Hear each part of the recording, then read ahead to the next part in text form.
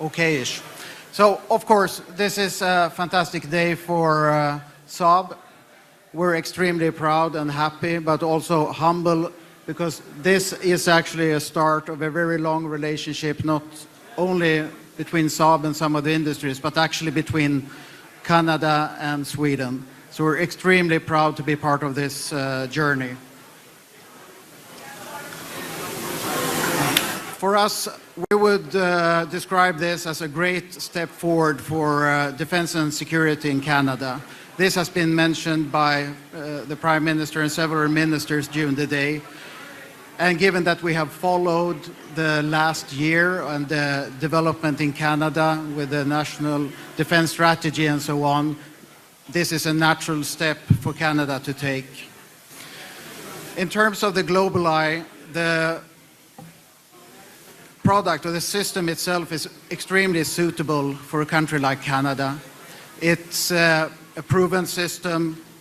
It's designed to be, for instance, in the Arctic climate, given that also Sweden has ordered the platform. It's interoperable. It will meet all the NATO standards and so on.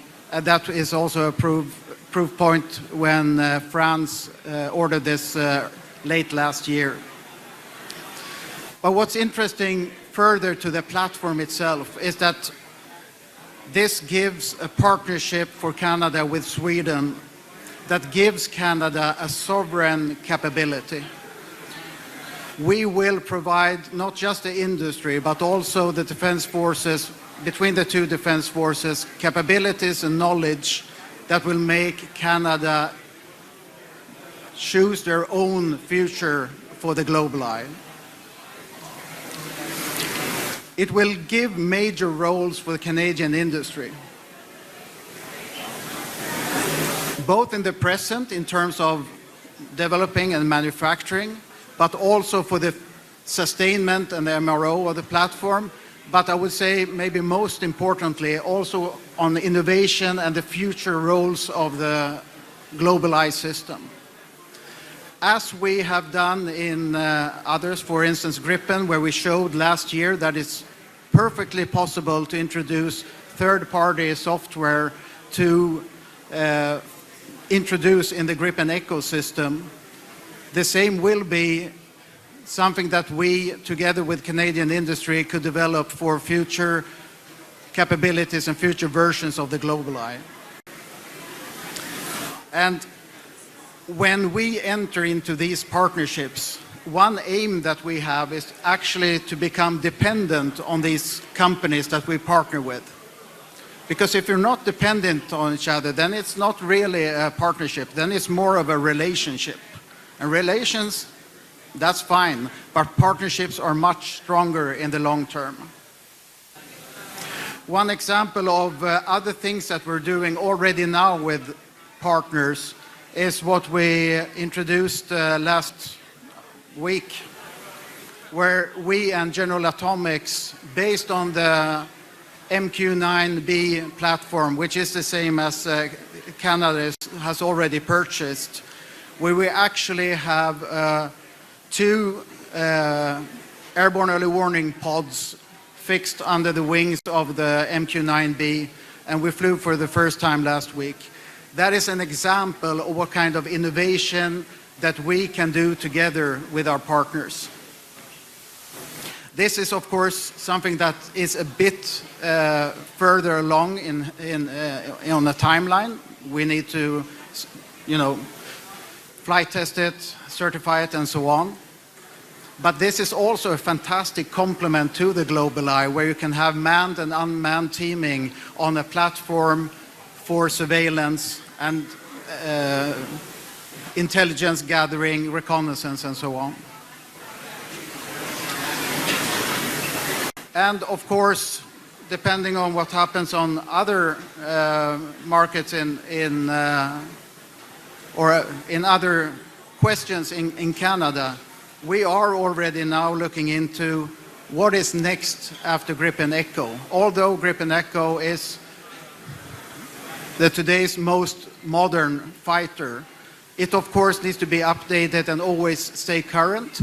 but we're also looking into what are the next steps. And manned and unmanned is the future.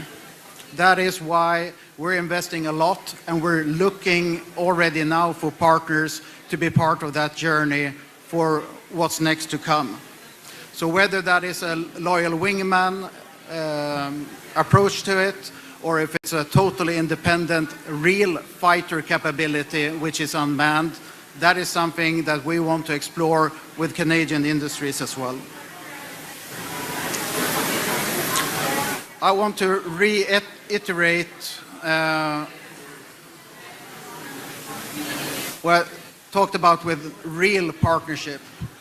We believe that the GlobalEye announcement today, that is a start of a real partnership between the two countries, between the countries that operate the GlobalEye. But for us as a company, the most important thing is, of course, the partnership that we now will forge together with Canadian industries. I will stop there. I'm sure there are some questions. Okay, super. Thank you, Anders. Any questions, please? We welcome them. If you wouldn't mind just coming to the mic here so that we can hear you. Just say your name and ask whatever you want to know. And I should also say that I have a setup of subject matter experts to my left there, should there be two hard questions. Okay. Steve Trumbull with Aviation Week. It's kind of a math question. Prime Minister talked about potential for demand of 40 aircraft built in Canada as 1/3 of global demand over the next 15 years. I was wondering if you agree with that, and then how is that square? Because we've heard Saab talk about wanting to ramp up to 4 aircraft deliveries per year, which is only half that if you average out 120 in 15 years. So I would say my interpretation and what the figures we have discussed is that currently we have roughly 40 aircraft or platforms in our pipeline, and 1/3 of those would be made in Canada. That is our current. So to clarify, Steve, the figure 40, that is, and please, Kasim, you can correct me, but the figure 40 is the projected global sales for all customers. And the intention for Canadian industry is to deliver every 3rd aircraft from that 40, including the aircraft for Canada, of course. So we see Canada as a new hub. To answer your question about the rates, that's how we will hit the rates. We will add a new production hub in Canada. And this is also something that we have discussed earlier, not knowing the exact figures, but when we get complete Bombardier Global 6500 from Montreal delivered to Linköping, the first thing we do is to dismantle it down to maybe 10-15%. In efficiency terms, that is crazy. The more that could be done at the factory and then delivered to GlobalEye hub in Canada, or GlobalEye hub in Sweden, or GlobalEye hub France or somewhere else, the better. So some of the work will be done already at the factory.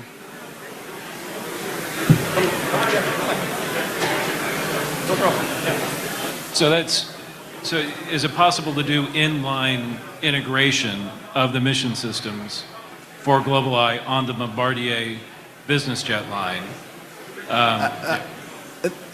I think that needs to be sorted out. I'm not an expert in business jet manufacturing. I'm sure there's an efficient way of doing this at some point in their flow, but we need to come back to exactly how that would work. And is the AREI ER radar part of that discussion in terms of local work and content? So it's definitely part of the discussion for Canadian industry, not specifically one company right now, but we're discussing with several. So in terms of the sensors, in terms of the C2, we have partnerships and discussions ongoing also with some of your fantastic AI and software companies that could contribute a lot. we don't see that this will only be, it won't be only aircraft modifications done in Canada. There will be things on the sensors, it will be things on the C2, it will be things on the ground element of the system that also will be developed, manufactured, and delivered from Canada.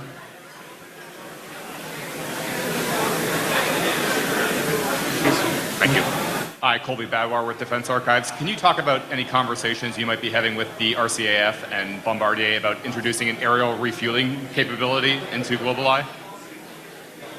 So we are in discussion with Bombardier about how to do this. I think it's more of a question from Bombardier. There's some customers that's interested in it, not everyone. So it's basically more of an aircraft question than us as a system supplier or total. Okay, thanks. Thanks. First of all, congratulations on getting the GlobalEye Thank you. contract. Very nice hat. Thank you very much. In terms of future aviation endeavors, anticipating a potential dual fleet of Gripens and F-35s, would there be any consideration for producing munitions and energetic materials within Canada to Sorry, producing. munitions and energetic materials for the production of munitions within Canada as well for sustainment of the airframes and aircraft systems? So I would say that we have some discussions already now, given that we have a lot of demand for our munitions that we for the Carl Gustav, for instance, and RBS-70. So we are in discussion with some Canadian companies. Could they be second production site or third similar? Related to the aircraft, I don't see really like a relationship there.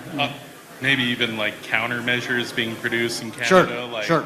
everything else within the sustainable kind of the sustainability kind of realm for these aircrafts. Like almost everything will be built in Canada or like produced in Canada, other than the engines. No, so I think even now, if you look at the bill of material, not knowing exactly the Bombardier 6500, Yeah. they are built upon a global supply chain. I don't see that changing. I think it's for us, it's more important to create real jobs in Canada, putting it together.